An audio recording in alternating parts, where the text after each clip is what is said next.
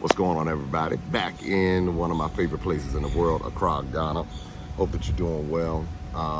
We've got another maximum impact travel experience happening right now. It's called the Gateway Experience. And hopefully one day you'll have an opportunity to be a part of our Gateway Experience where this is where we introduce a lot of people to the continent. Now, of course, we have Egypt. That's an introduction. And then we're about to add South Africa to the mix. And then we're going to add Senegal, Kenya, Seychelles, all as a part of our maximum impact travel experiences. But I'm here, don't forget to hit that subscribe button, like, share, all that good stuff. This channel is growing rapidly, so thank you very much for that. One of the things that I tell people all the time is that I was recently at a cookout, and in this cookout, we were talking about Africa because I hadn't seen a lot of these people in a while. And so they were like, wow, so do they have cars? Do they have this? And it's for people in America, especially those who are part of the African diaspora, what a lot of people don't realize is how many of us have been taught, not all of us, some of us have had very Afrocentric cultures that we grew up in, and they gave us a balanced perspective when it came to Africa. But by and large, the greater African diaspora in America is very knowledgeable about the continent of Africa. And then, so when you tell them how they have some of the most beautiful beaches, they're like, really? And because the narrative, when you have people, when they don't show the beauty and diversity in Africa, all you see is turmoil, people getting shot, kidnapped, corruption, and what the Western perceives as poverty. So that's the narrative. And so people, they make it basically undesirable. And then you condition a group of people to, in many ways, kind of see themselves through the lens of white supremacy. And when that happens, now when you talk about, this is why so many people don't want to be African, because they're like, I don't want to be a slave, I don't want to be African, I don't want to be anything what my mind is telling me in this modern context without understanding the broader context that comes with it. So, so that's just that's a part of the conversation that I had. And I was just walking it down. So one of the younger people around 24 was like, you know what, I think I really want to go, because now I'm starting to see the celebrities go, and they're saying it's good to go. So they're kind of following pop culture, and it's very interesting how pop culture influences how we think and how we behave.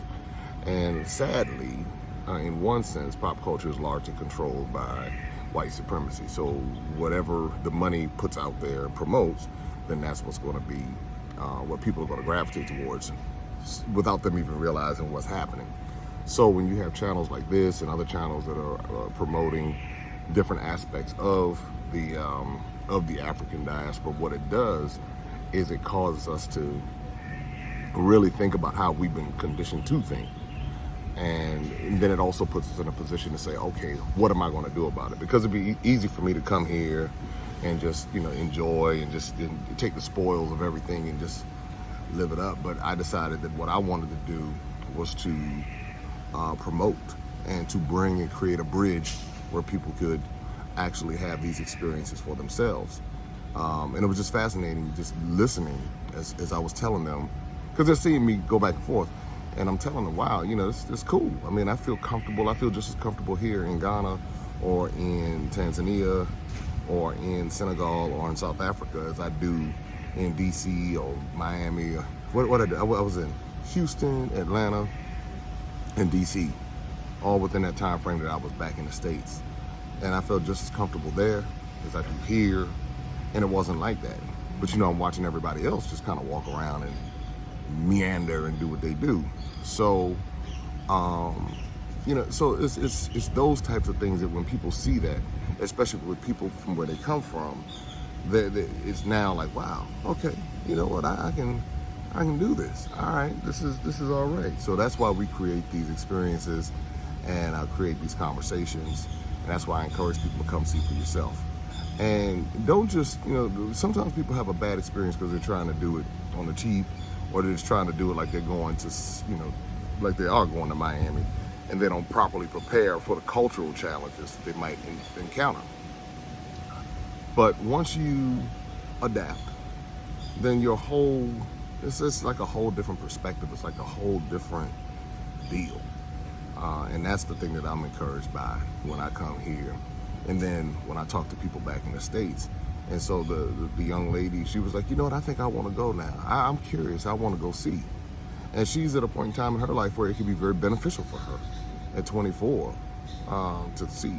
But I'm seeing people at 74 come. I'm seeing people come at 44. I'm seeing people come at 84 and at 14. And they're realizing that there's more to the story than what they're telling us in America. You know, there are those narratives out there, I'm not going. But see, that's the thing. I tell the people who, even if you believe that you're not from Africa or whatever, even if that's what you believe, there's no harm in visiting. There's no harm in coming to see. You know, but when you understand what the American narrative has been to make sure that it keeps all of its people on the plantation and away from a place like this where there's so much wealth and opportunity and connection, but those same people who say they're not African and all that will still run to Europe or whatever and go to all these other places. But for whatever reason, you know, there's this wall when it comes to Africa. And you got to stop and ask yourself, why is that?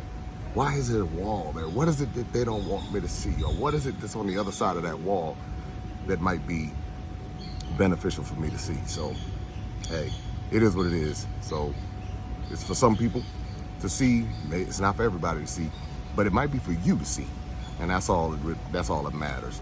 So anyway, hit that like, subscribe, share button. Let's keep talking about these narratives, changing narratives about one of the most beautiful places on this earth, the entire continent of Africa. And yeah. So let's do what we got to do. Don't forget to subscribe, like, share, and until next time, take care. Be safe. Open up your eyes and see all the fun and mystery. Take an African adventure with Darren and Destiny. From the mountains to the shore, so many things to explore. Take an African adventure with Darren and Destiny.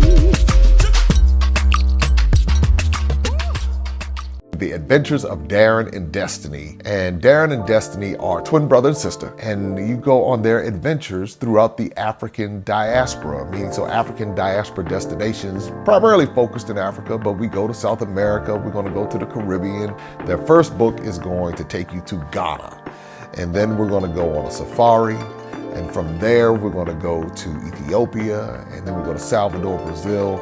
And what the goal is to be able to inspire curiosity in the continent of Africa in our children from a very young age, and to really tell a more accurate story. Most of our children are exposed to negative images, late night infomercials about how bad things are, everybody's sick, everybody's poor, everyone's uneducated, but that's simply not true. So what Darren and Destiny and their family do is they go to different African destinations. They are learning about these different places. You're beginning to see positive images, but still telling the truth. I mean, that's the important thing, to tell the truth about some of the things that have occurred. But it's all done on our children's level so they begin to understand it. And it begins to pique their curiosity. They begin to learn more. And hopefully one day they will want to explore and visit the continent of Africa and its many countries. There's just so much that Darren and Destiny are able to do, and as they're doing it, it's like they begin to open the minds of a new generation, and they don't get bombarded and indoctrinated with negativity. They're actually able to see positivity and inspiring images and messages about the African diaspora, as well as those who are still indigenous to the continent of Africa, and they begin to learn more and just see things differently. So I'm excited about introducing the Adventures of Darren and Destiny.